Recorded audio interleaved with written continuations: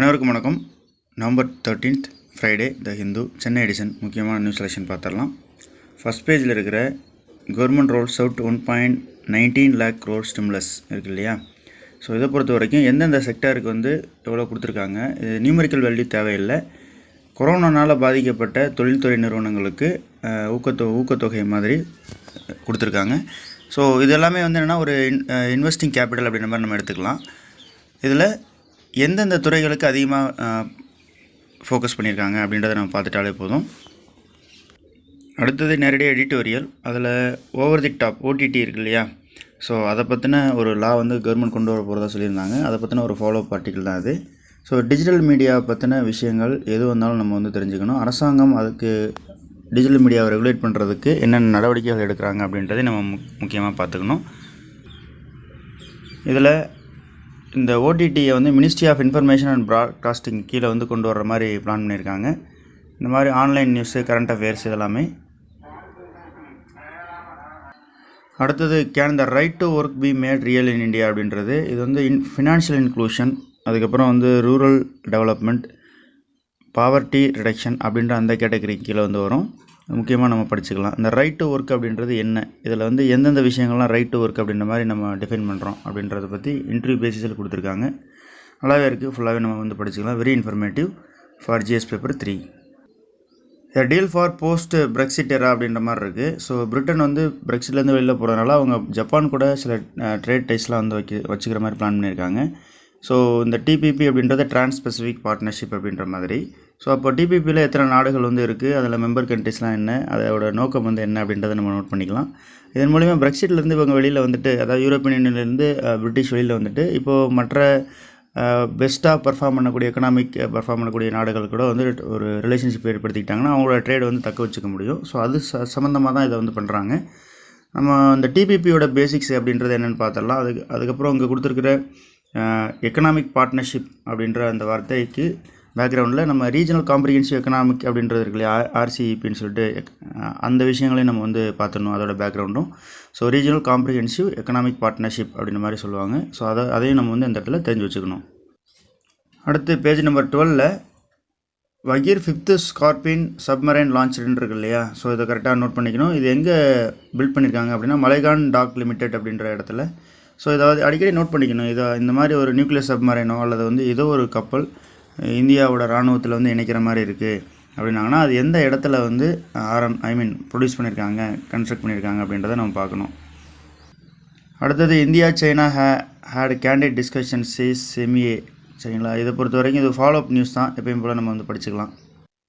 India Asian to expand trade despite RCEP walk out அப்படின்ற மாதிரி இருக்கு இல்லையா? ஸோ இதை பொறுத்த வரைக்கும் இந்தியாவுக்கும் ஆசியான் அப்படின்ற ஆர்கனைசேஷனுக்கும் என்ன மாதிரியான டிப்ளமேட்டிக் ரிலேஷன்ஷிப் இருக்குது அப்படின்றத நம்ம பார்க்கணும். இந்த ஆர்கனைசேஷன்லாம் இதோட நோக்கங்கள்லாம் பார்க்கணும். பொதுவாக இந்த இன்டர்நேஷ்னல் ஆர்கனைசேஷன் பார்க்கும் பொழுது இப்போ SAARC இருக்குது, அதுக்கப்புறம் G8 இருக்குது, G20லாம் இருக்குது.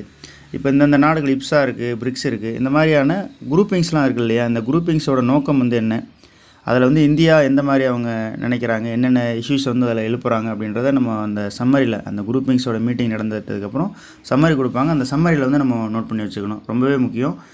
ஸோ நம்ம வந்து பாலிசிஸ் லெவலில் எக்கனாமியில் வந்து ட்ரேடை வந்து பூஸ்டப் பண்ணுறதுக்கும் சரி, அல்லது மேரிடைம் செக்யூரிட்டி, இன்டர்னல் செக்யூரிட்டி, இந்த மாதிரி விஷயங்களுக்கும் அது எல்லாமே யூஸ் ஆகும். ஸோ முழுக்கவே அதை கரண்ட் அஃபேர்ஸ் அப்படின்றதில் வந்து பார்க்காம நாட்டோட போக்கு வந்து எந்த மாதிரி இருக்குது, கவர்மெண்ட்டோட நோக்கம் வந்து எந்த மாதிரி இருக்குன்றதுக்கு தெரிஞ்சுக்கிறதுக்கு இந்த மாதிரியான குரூப்பிங்ஸோட சம்மரி அப்படின்றது ரொம்ப ஹெல்ப்ஃபுல்லாக இருக்கும். அதை நேரடியாக PIBயில் நம்ம படிச்சிடணும், அவங்க கொடுக்குற சம்மரியை. அடுத்தது வேர்ல்டு பேஜ். அதில் China begins work on rail line up to Arunachal border அப்படின்ட்டு இல்லையா? இது கொஞ்சம் நம்ம நோட் பண்ண வேண்டிய விஷயம். ஸோ அவங்க வந்து ஸ்ட்ராட்டஜிக்காக அதை வந்து பண்ணுறாங்களா அப்படின்றதையும் நம்ம பார்க்கணும். இராணுவ ரீதியாக ஏதாவது ஒரு இந்தியாவை கைப்பற்றுற முயற்சியில் இறங்குறாங்களா அப்படின்னு சொல்லிட்டு அந்த போஸ்டிங் எல்லாமே நான் தெரிஞ்சு வச்சுக்கணும். லாசா, நியாங்சி, செங்டு இந்த மாதிரியான இடங்கள்லாம் வந்து மேப்பில் குறிப்பிடப்பட்டிருக்கு இல்லையா? இதெல்லாமே நம்ம நோட் பண்ணி வச்சுக்கணும்.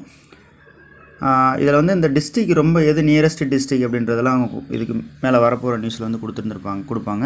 ஸோ அதையும் நம்ம வந்து நோட் பண்ணி வச்சுக்கலாம். அதாவது நம்மளோட அருணாச்சல் பிரதேசில் எந்த டிஸ்ட்ரிக் நியரஸ்ட்டாக இருக்குது அந்த ரயில்வே லைனுக்கு, அது மாதிரியான ஜாகிரபிக்கல் ரிலேட்டடான இன்ஃபர்மேஷன் எல்லாமே நம்ம தெரிஞ்சுக்கலாம். சவுத் ஏஷியாவில் சைனா வந்து நுழையக்கூடிய ஒரு முயற்சியாக வந்து தெற்காசிய நாடுகளோட ஒரு விர்ச்சுவல் மீட் வந்து பண்ணியிருக்காங்க. சைனா. ஸோ இதை நம்ம வாட்ச் பண்ணிட்டே இருக்கணும். இதில் நான் கலந்துக்கிட்ட நாடுகள் அங்கே என்னென்ன முடிவுகள்லாம் எடுக்கப்பட்டது அப்படின்றதெல்லாம் நம்ம தெரிஞ்சு வச்சுக்கலாம். சைனா பெல்ட் ரோடு இனிஷியேட்டிவ் அப்படின்ற மாதிரிலாம் 4th காலமில் கொடுத்துருக்காங்க. அது அப்படின்னா என்னன்றது அந்த பேக்ரவுண்ட் இன்ஃபர்மேஷன்லாம் தெரியணும். அடுத்தது 5th காலமில் சைனா பாகிஸ்தான் எக்கனாமிக் காரிடார் அப்படின்ற மாதிரி இருக்கு இல்லையா, அதையும் நம்ம வந்து நோட் பண்ணி வச்சுக்கணும்.